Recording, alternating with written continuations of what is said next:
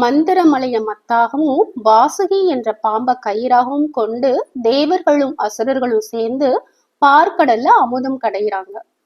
வாசுகியானது மந்திரமலையின் பாரம் தாங்காம தன்னோட கொடிய விஷத்தை பார்க்கடல்ல கக்கிடும். அந்த ஆலகால விஷத்தோட கொடுமையை தாங்க முடியாம தேவர்களும் அசுரர்களும் சிவன் கிட்ட முறையிடுவாங்க.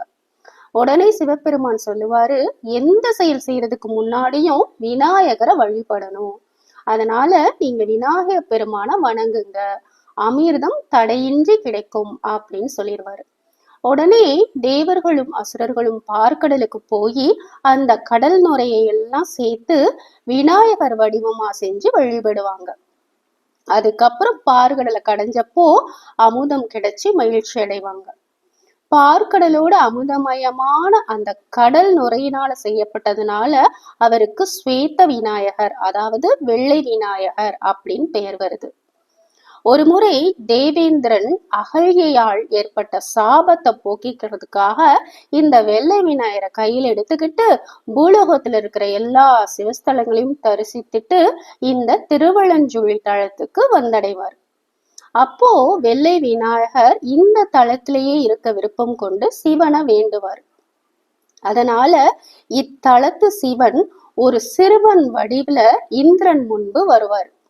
இந்திரன் அந்த சிறுவன் கிட்ட வெள்ளை விநாயகரை கொடுத்து, நான் சிவபெருமான வழிபட்டு வர்ற வரைக்கும் கையில நீ வச்சிரு அப்படின்னு சொல்லிட்டு போயிடுவார்.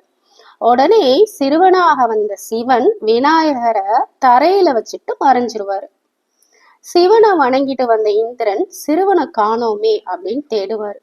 கடைசியில பலிபீடத்துக்கு பக்கத்துல அந்த வெள்ளை விநாயகர் இருக்கிறத பார்த்துட்டு அதை எடுக்கவும் முயற்சி பண்ணுவாரு. ஆனா எடுக்கவே முடியாது. உடனே விநாயகரை சுத்தி தேர் மாறி ரதம் செஞ்சு இந்திரலோகத்துக்கு இழுத்து செல்ல முயற்சி பண்ணுவாரு.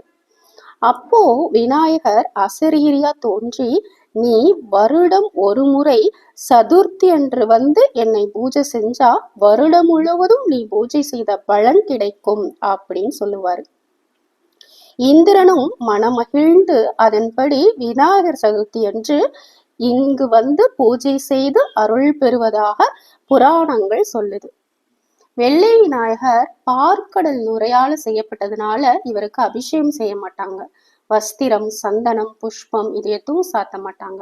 அதுக்கு பதிலா பச்சை கற்பூரத்தை பொடி செஞ்சு திருமேனியில கைப்படாம தூவுவாங்களாம். திருவலஞ்சுழி இறைவன் பெயர் திருவலஞ்சுழிநாதர், இறைவி பெரிய நாயகி.